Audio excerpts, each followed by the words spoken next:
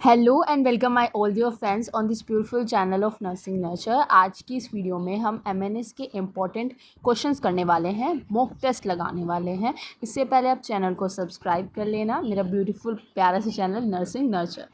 सबसे पहला क्वेश्चन हम देखते हैं, the time is running out, you must look sharp.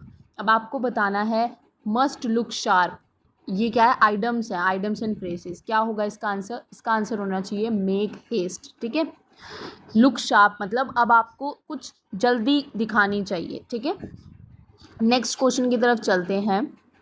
ऐसे आप सारे प्रैक्टिस करोगे, ये 40 के 40 क्वेश्चन, और लास्ट में कमेंट सेक्शन में बताना कि कितने आपके ठीक थे। ठीक है, सेकंड क्वेश्चन है, modern democratic society lynch law seems to have become the sphere of life. क्या दे रखा है यहाँ पे? Lynch law. ठीक है, इसका आपको आइटम्स एंड फ्रेजेस बताना है। इसमें हर एक टाइप के क्वेश्चन आपको मिलेंगे। सो क्या इसका आंसर आना चाहिए? Law of the mob, law of the underworld, law of the constitution, law of the parliament.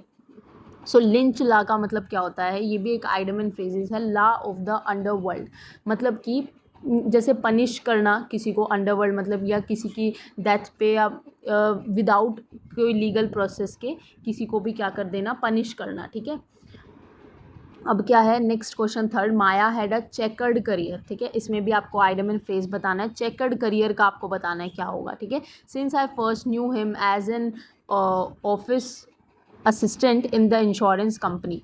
तो चेकर्ड करियर का मतलब क्या होता है?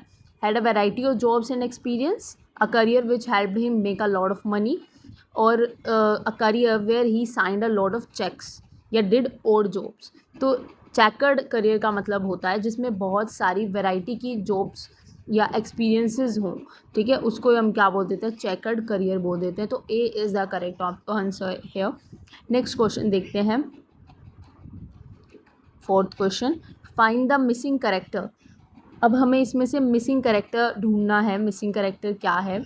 यहाँ आपको ये एमसीक्यू दे रखा है, एक मतलब आपको साइड में एक डायग्राम दे रखा है। ठीक है, मैं यहीं पे आपको बना के बता दूँ कि क्या क्या है वो, और फिर आप उसमें से बताना कि आंसर क्या आना चाहिए। ठीक है, सो ये क्वेश्चन है DGDHL वाई और फिर RL दे रखा है, और नीचे SK और क्वेश्चन मार्क है। तो आपको बताना है क्वेश्चन मार्क के प्लेस पे क्या आएगा। आई होप आपने ये क्वेश्चन को नोट कर लिया होगा, इस डायग्राम को। ठीक है, अब हम इसके अकॉर्डिंग आंसर देखेंगे। जब आप इन DGDHL YRL इनके जब आप नंबर्स लिखोगे ना, जैसे ABCD में 26 जो ये लेटर्स होते हैं, इनमें हम A को 1 डिनोट करेंगे, B को 2, ऐसे जब आप इनको डिनोट करोगे तो आपको क्या मिलेगा कि यहाँ पे एक नेटवर्क मतलब एक लाइन बन रही है 15, 20, 25, 30 एंड 35 की, इस प्रकार से। तो हम क्या बोलेंगे कि जो लास्ट की लाइन होगी उसका सम कितना है? 835 का होना चाहिए अकॉर्डिंग टू दिस सीरीज़। और जब आप लास्ट वालों को ऐड करोगे S और जो आपको आई थिंक K दे रखा था, तो आपको 5 मिलेगा। ठीक है, टोटली 19 बनेगा इनका सम, और जब माइनस करोगे तो क्या मिलेगा? 5। और 5 किस पे आता है? ABCDE पे आता है। ठीक है, जब आप यहाँ S और K को ऐड करोगे ना, तब आपको मिलेगा यहाँ पे सम कितना आएगा इसका? 19 सम आएगा। और फिर जब आप टोटली 35 में से इसको माइनस कर दोगे 19 को, तो आपके पास 5 दैट इज़ E आ जाएगा। ठीक है, नेक्स्ट क्वेश्चन देखते हैं, that is find the missing character. Missing character finding MCQ question है ये।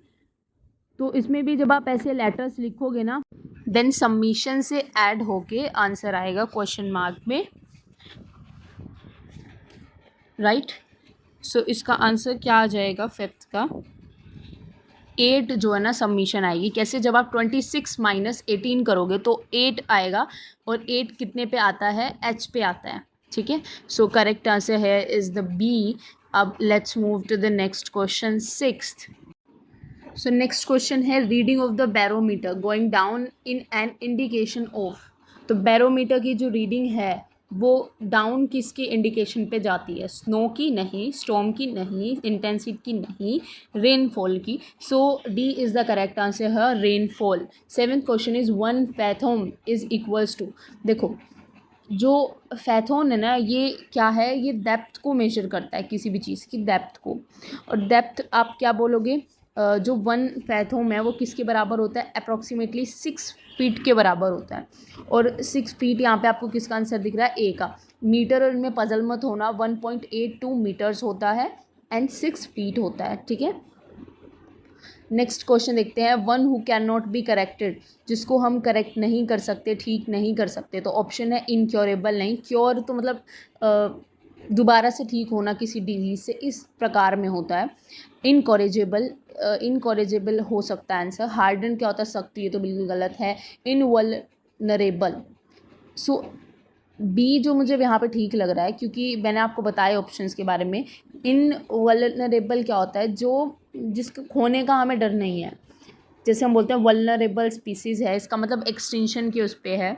और इन का मतलब होता है जिसको हम हार्म नहीं कर सकते और वो मतलब बची हुई है, ठीक है।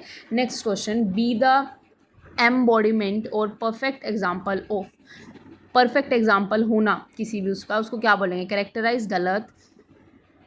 नेक्स्ट है सिग्निफाई, ये भी गलत हो जाएगा। आइडल जो है ना, आइडल को हम क्या बोलते हैं, जो भी बिल्कुल हर एक प्रकार से क्या हो, श्रेष्ठ टाइप हो ना, बेस्ट हो, उनको आइडल बोलते हैं। कि जो बिल्कुल परफेक्ट हमें लगता हो, बट उसको हम कोई परफेक्ट एग्जाम्पल नहीं बोल सकते। ये पर्सोनीफाई इसका करेक्ट आंसर रहेगा, पर्सन टू पर्सन चेंज हो सकता है। नेक्स्ट है 1 kilometre is equals to how many miles. So ये क्या है ना, ये एक डायरेक्ट क्वेश्चन है। तो ऐसे डायरेक्ट क्वेश्चन आप जब मॉक टेस्ट लगाओगे तो ही आप समझ सकते हो, ठीक है, तभी आपको पता चलेगा हाँ ये क्वेश्चन भी है। सो मॉक टेस्ट की प्रैक्टिस बहुत इंपॉर्टेंट होती है। इसका करेक्ट आंसर क्या हो जाएगा, 0.62, क्योंकि 1 किलोमीटर क्या होता है, 0.62 इनके बराबर होता है। 11th, X started to walk straight towards south. After walking 5 meters, he turned to the left and walked 3 meters. After this, he turned to the right and walked 5 meters. Now, to which direction X is facing? तो जो directions होती हैं वो क्या होती है, नीचे जैसे यहाँ पे मैंने बता दी, ये साउथ और ऊपर नॉर्थ, ठीक है। राइट हैंड साइड क्या हो जाएगा आपके, ईस्ट, और दूसरी साइड वेस्ट हो जाएगा। अब हम इसकी डायरेक्शन के थ्रू ही आप इसको सॉल्व करना पेज पे तो अच्छे से पता चलेगा। अब इसकी डायरेक्शन के थ्रू करते हैं। पहले इसने बोला कहाँ, साउथ की तरफ गया तो नीचे जाएगा, फिर अपने लेफ़्ट की तरफ गया, फिर दोबारा से कहा अपने राइट की तरफ गया। So now to which direction X is facing, तो कौन सी डायरेक्शन एक्स फेस कर रहा है, कौन सी डायरेक्शन आ जाएगी। सो जब वो सामने खड़ा होगा तो वो आगे ही तो जाएगा, यानी और नीचे जाएगा, मतलब साउथ की डायरेक्शन में जाएगा। So B is the correct answer. Next है Mandi House is the officer of the PM, the office of the director general of Doordarshan, the office of NFDC, the Doordarshan CPC. तो मंडी हाउस किसको बोलते हैं, जो ऑफिस होता है डायरेक्टर जनरल ऑफ दूरदर्शन का जो ऑफिस होता है उसको ही क्या नाम देते हैं, मंडी हाउस उसको नाम देते हैं, ठीक है। सो ये भी एकदम डायरेक्ट क्वेश्चन है। सो इसका करेक्ट आंसर क्या हो जाएगा, B is the correct answer है।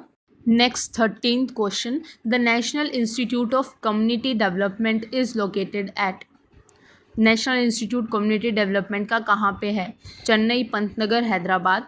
तो हैदराबाद में एकदम डायरेक्ट क्वेश्चन है। So C is the correct answer है। Next question 14th, the largest dry dock in India is situated at Mumbai, Cochin, Marmugao, Kolkata. So dry dock पूछा है, सबसे बड़ा ड्राई डॉक इंडिया में कहाँ पे है। सो सी इसका करेक्ट आंसर हो जाएगा, मरमुगांव में सिचुएटेड है। ये कुछ जीके के भी क्वेश्चंस इसमें हैं। नेक्स्ट क्वेश्चन है 15th, अ क्रोनोमीटर मेजर्स, क्रोनोमीटर क्या मेजर करता है, colour contrast, sound waves, time, water waves. Chronometer किस चीज़ को मेजर करता है, साउंड वेव्स, वाटर वेव्स से तो गलत हो जाएगा, सी बिल्कुल करेक्ट आंसर हो जाएगा, टाइम को मेजर करता है chronometer. 16th question, Hemant in order to go to university started from his house in the east and came to a crossing. The road to the left ends in a theatre. Straight ahead is the hospital. In which direction is the university? तो इसने बोल दिया कि हेमंत जो है university से वहाँ से जा रहा है, टू यूनिवर्सिटी की तरफ जा रहा है। फिर अलग अलग डायरेक्शंस बताई हुई हैं। क्या बता रखा है कि अपने घर से हॉस्पिटल जा रहा है, towards west, hospital west direction में होगा, नीचे थिएटर होगा साउथ में, और नॉर्थ डायरेक्शन में यूनिवर्सिटी होगी। क्वेश्चन को जब सॉल्व करते वक्त पता चल जाएगा बाय द स्टेटमेंट कहाँ पे क्या है। सो इसका करेक्ट आंसर क्या आना चाहिए, in which direction is the university. तो यूनिवर्सिटी कौन से डायरेक्शन में होगी, एक पेज पे इसको सॉल्व करना, देन आपको आंसर पता चलेगा जब अच्छे सॉल्व करोगे। तो यूनिवर्सिटी जो है वो नॉर्थ डायरेक्शन में होगी। 17 question, where is the Chitrakoot situated. Chitrakoot कहाँ पे है, महाराष्ट्र गलत, यूपी गलत, बिहार गलत, मध्य प्रदेश में है चित्रकूट। सो इसका करेक्ट आंसर डायरेक्ट है ये भी। क्या हो जाएगा इसका correct answer, D. 18th, after walking 6 kilometer I turned to the right and then walked 2 kilometer. After then I turned to the left and walked 10 kilometer. In the end I was moving towards the north. From which direction did I start my journey? तो जब इसको भी जब अच्छे से solve करोगे पढ़ के तो पता चलेगा कि क्या पूछा है क्वेश्चन में, कि आई स्टार्ट माई जर्नी, मैंने अपनी जर्नी स्टार्ट कहाँ से की थी, ये पूछा। और लास्ट की डायरेक्शन बता रखी है कि वो नॉर्थ में चल रहा है। तो इसकी जब अकॉर्डिंग आप करोगे कि 6 तो वो चला, फिर 2 आगे चला, 10 किलोमीटर फर्दर चला towards the turn to the left and walk 10 kilometre. So अब कौन सी डायरेक्शन से उसने स्टार्ट किया था, according to the directions north, south, east and west. So इसका एक डायग्राम बनाना है and tell me in the comment section what is the answer of this question. Next question 19th, central road research institute is in. कहाँ पे है central road research institute, Delhi में है। So A is the correct answer है। बैंगलोर, रुड़की, हैदराबाद ही गलत हो जाएंगे।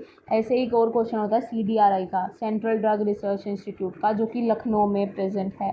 Next 20th question is the act of violating the sanctity of the church is. कि चर्च की जो भी पवित्रता उसको ख़राब करना, उसको क्या बोलेंगे। सो ब्लेस्फेमी तो क्या होता है कि किसी भी ऑफेंस में बोलना, किसी भी भगवान के बारे में अभद्र ना बोलना। हेरेसे का मतलब होता है इसका भी मतलब ऐसा ही होता है गॉड के बारे में। और सैक्रिलेज का मतलब वायलेशन होता है डायरेक्ट। और वेनिरेशन का मतलब होता है कि गॉड के बारे में अच्छे वो रखना विचार। तो सी इसका बिल्कुल करेक्ट आंसर हो जाएगा, क्योंकि इसका मतलब क्या होता है, मिस यूज एक टाइप से। Next question is, one of the warmest writers on record has put consumers in the mood to spend money. Spending is likely to the strongest in 13 years. During the month of February, sales of existing single-family homes hit an annual record rate of 4.75 million. This paragraph best support. तो options पढ़ना है A, B, C, D, E। इसमें से कौन सा paragraph को कौन सी line बिल्कुल करेक्ट रिप्रेजेंट कर रही है। सो यहाँ पे जो ए जो इसका ऑप्शन है वहाँ से पढ़ना। ए ऑप्शन क्या है, consumer spending will be higher 13 years from now then it is today. B, C, D and E. So E यहाँ पे करेक्ट आंसर हो जाएगा, बिकॉज ये क्या कह रहा है, warm winter weather is likely to affect the rate of home sales. So according to paragraph E इसका बिल्कुल करेक्ट आंसर हो जाएगा। Next 22 question, Satihita Bodhini magazine for the women was started by. ये जो मैगजीन है ये किसने स्टार्ट की थी, वीरेसलिंगम, वेंकटे रंगाचर्युलू। तो ए जो इसका करेक्ट आंसर हो जाएगा, वीरेसलिंगम ने स्टार्ट की थी, जो कि एक मद्रास प्रेसिडेंसी के राइटर हैं। और इन्होंने मतलब इनका पूरा नाम कंदकुरी वीरेसाली है, ठीक है। एज अ राइटर ये मद्रास प्रेसिडेंसी के हैं। नेक्स्ट क्वेश्चन देखेंगे, करेक्ट आंसर ए ही हो जाएगा इसका। 23rd, माई ग्रैंडफादर ओन्स 50 एकड़ ऑफ वेटलैंड। इसमें आपको बताना है कि किसमें गलती है। सो माई ग्रैंडफादर ओन्स बिल्कुल सही है, क्योंकि वर्ब क्या होती है, सिंगुलर, SES लगने के बाद सिंगुलर हो जाती है, सही है।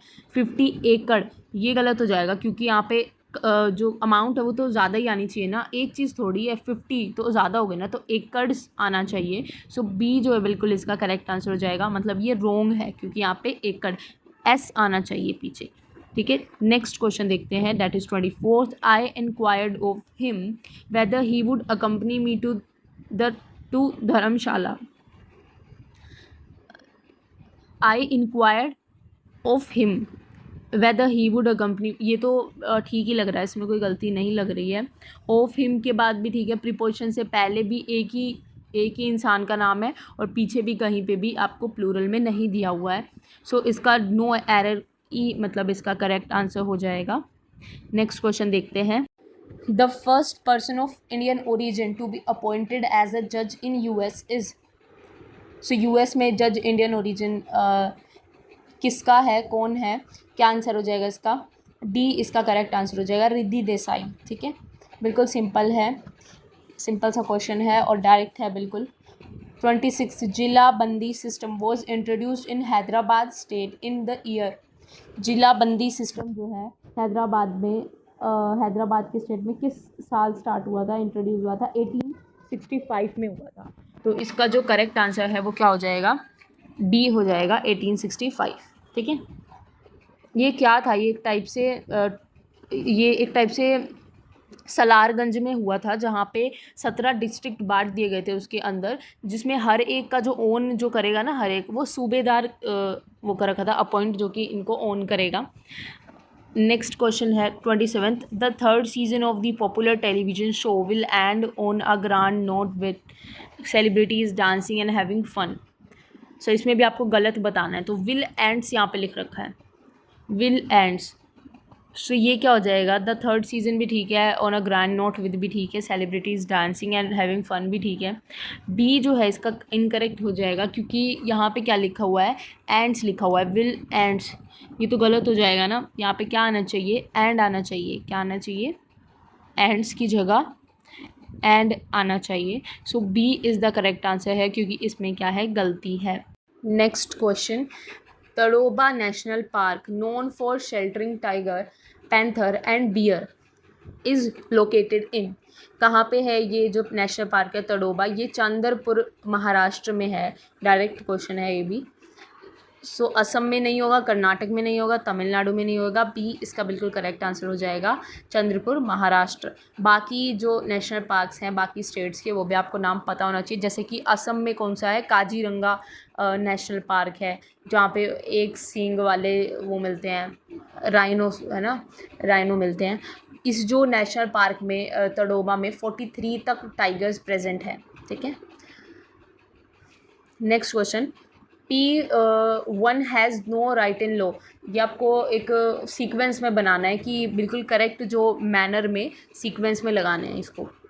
सो सारे पढ़ना। 1 has no right in law of a tenant's room, क्या आना चाहिए? पहला P आना चाहिए ना, 1 has no right in law. ठीक है, नेक्स्ट क्या होना चाहिए? To break open the lock of a tenant's room and take its possession. तो क्या आना चाहिए? पहले P, फिर R, Q, फिर S। So PRQS is B option. So B is the correct answer है। 30th क्वेश्चन देखते हैं अब। Largest mint in India is located at. Largest सबसे ज़्यादा मिंट कहाँ पे है भारत के अंदर? नासिक, कोलकाता, हैदराबाद एंड मुंबई।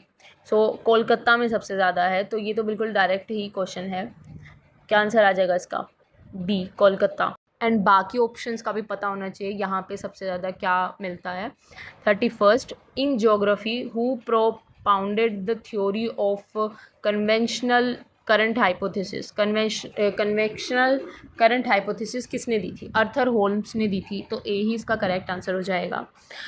इन्होंने क्या बताया था? एक टाइप से टेक्टोनिक प्लेट्स के बारे में बताया था इस थ्योरी में इन्होंने, कि जो अलग अलग कंट्रीज़ होती हैं ना, वो बनी ही कैसे हैं? टेक्टोनिक प्लेट्स हिल हिल के और इधर से उधर जो समुद्र के थ्रू फ्लो करके पहुंच जाती थी। सो इसलिए हम देखते हैं बहुत सारी कंट्रीज़ में जो उनकी स्पीसीज़ और वो सेम होती हैं, बल्कि वो काफ़ी दूर हैं एक दूसरे से ना, far away. 32 the headquarters of international astronomical union is located in. So इसका करेक्ट आंसर क्या हो जाएगा? पेरिस, फ्रांस में। ये भी डायरेक्ट है, IUAU का हेडक्वार्टर पेरिस में है, फ्रांस में, जो कि 1919 में सिचुएटेड फाउंड हुआ था। 33rd question, which of the following pairs of words have the same relationship as fan और हीट। फ़ैन और हीट, इनके रिलेशनशिप में बिल्कुल सेम नीचे वालों में आना चाहिए। जैसे कि फ़ैन क्या करता है? हीट को दूर करता है। वैसे ही हमें बताना है कि इसमें से क्या करेक्ट होना चाहिए। वाटर ड्रिंक को दूर करता है? नहीं। लाइट नाइट को दूर करती है? नहीं। टीच? नहीं, ये भी गलत। ई जो है इसका करेक्ट आंसर हो सकता है कि फूड, खाना जो है वो हंगर को दूर करता है। सो ई जो है इसका करेक्ट आंसर हो जाएगा। इससे रिलेटेड सारे क्वेश्चंस इसी फॉर्म में होते हैं। 34th offhand is related to premeditation in the same way as above board is related. So above board is related to competition, like of and premeditation से रिलेटेड है, ऐसे ही अबव बोर्ड जो है वो कॉम्पिटिशन से रिलेटेड है। 35th question, glory. ग्लोरी का हमें क्या बताना है? अपोजिट वर्ड, एंटोनियम बताना है। मैंने इन सब के आंसर साइड में लिख रखे हैं, इनका मतलब क्या क्या होता है, इनके मतलब से देखना कि क्या इसका अपोजिट हो सकता है ग्लोरी का। तो स्प्लेंडर का देखोगे मैग्निफिशेंट होता है। नोटोरिटी का मतलब होता है कि बहुत ज़्यादा फेमस और नोन होना लेकिन फिर भी कोई बैड क्वालिटी होना। डिबेसमेंट का मतलब होता है कि क्वालिटी कुछ कम होना किसी चीज़ की। ग्लोरी का मतलब बहुत ज़्यादा रिनाउंड पर्सन या बहुत ज़्यादा ऑनर अचीवमेंट की बात है। तो ग्लोरी का उल्टा क्या हो जाएगा? डिबेसमेंट हो जाएगा ना, कि क्वालिटी और उसमें गिरावट होना, यही हो सकता है डिबेसमेंट। ग्लोरी का उल्टा पूछा है यहाँ पे, तो काफ़ी ज़्यादा कोई नोटेबल है और दूसरा कि भाई उसमें रिड्यूस हो गया, वो नोटेबल नहीं है इतना। So E is the correct answer here of the 35th question. ठीक है, सिंपल। 36 क्वेश्चन देखते हैं। 3 of the following 4 are alike in a certain way and so form a group, which is one that does not belong to the group. इन चारों में से हमें बताना है कि 3 तो एक सेम ग्रुप के हैं और एक अलग ग्रुप का है, कौन सा होगा? सो मोस्ट ऑफ सोचेंगे 67, तो ये बिल्कुल इनकरेक्ट हो जाएगा क्योंकि 67 नहीं हो सकता। ये बहुत सिंपल सा क्वेश्चन है। हम देख रहे हैं कि इसमें प्राइम नंबर्स हैं जो किसी की टेबल में नहीं आते, जैसे 71, 73 या 67 नहीं आता, जबकि 77 जो कि 11 की टेबल में आता है, तो ये एक प्राइम नंबर नहीं है। सो सी इसका बिल्कुल करेक्ट आंसर हो जाएगा। नेक्स्ट 37th क्वेश्चन, इसमें भी हमें अपोजिट एंटोनियम बताना है। प्रोटेक्ट का एंटोनियम क्या होगा? यहाँ भी मैंने सबके मीनिंग लिख दिए हैं, उसके अकॉर्डिंग देख लेना और इसमें से बताना है क्या होगा।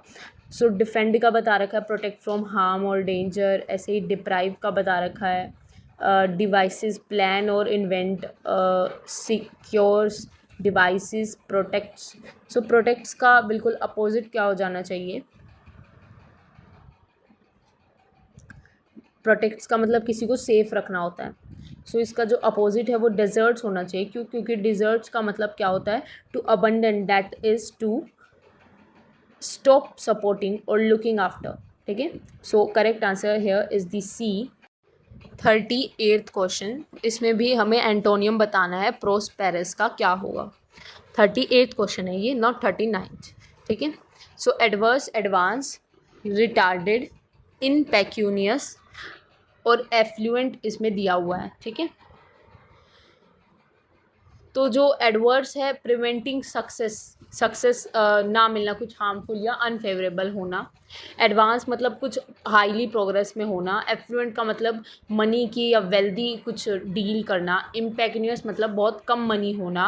और प्रोस्पेरस का मतलब सक्सेसफुल होना। ठीक है, हर टाइप से वेल्दी भी होना मतलब। तो प्रोस्पेरस का बिल्कुल उल्टा क्या हो जाएगा? जिसके पास पैसा ही नहीं है, बहुत कम पैसा है, क्योंकि प्रोस्पेरस तो पैसे वाला बहुत पूर्ण मनुष्य होता है। तो डी इसका करेक्ट आंसर हो जाएगा, दैट इज़ इम्पेक्यूनियस। ठीक है, next 39th question, profusion. Profusion का अपोजिट क्या हो जाएगा? यहाँ पे भी मैंने लिखे हुए हैं सबके meaning. Aspersion, scarcity, aversion, confusion. तो एस्पर्जन एक एन अटैक होता है किसी की भी रेपुटेशन पे। एवर्जन कोई डिसलाइक होना। स्कैरसिटी का मतलब होता है कि बहुत किसी चीज़ की शॉर्टेज की वजह से स्केर होना। ठीक है, प्रोफ्यूजन का मतलब बहुत ज़्यादा क्वांटिटी में कुछ होना। तो प्रोफ्यूजन का बिल्कुल अपोजिट स्कैरसिटी ही बिल्कुल करेक्ट आंसर बैठ रहा है, तो बी ही बिल्कुल करेक्ट हो जाएगा। Last question and 40th, Prasanna said this girl is the wife of the grandson of my mother, who is Prasanna to the girl. So ऐसे टाइप के क्वेश्चन भी एक दो आ सकते हैं, इसलिए मैंने डाले हुए हैं। प्रश्न क्या कह रहा है कि ये जो लड़की है ये वाइफ है मेरी माँ के पोते की। ठीक है, तो वो क्या होगा? वो मे बी इसका फादर इन लॉ हो सकता है ना। सो आपको इन सभी ऑप्शंस में से बताना है कि उस गर्ल का जो वाइफ है किसकी? प्रसन्ना के माँ के पोते की। ठीक है, वो क्या है विद द प्रसन्ना।